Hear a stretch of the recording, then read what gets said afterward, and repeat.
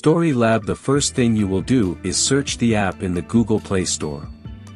When you have it installed, click on Open and hit the Allow button. Now you will see all the designs that the app offers. You choose the one you like best. Click on the most. And there you upload your favorite photo. It's time to choose a filter for your photo. Then in the box above, choose your other photo from the collage. On the left side of the photo, you can see a text which you can change its font and also the color.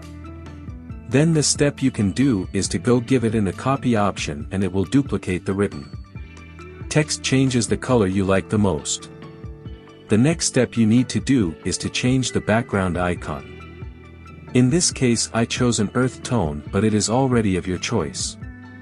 Then click on Sticker. The app will show you different designs. Finally, what you can do is save your story.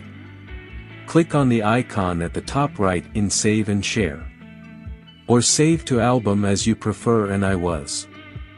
Now you'll have your creative stories. You can upload them to your social networks and also share them.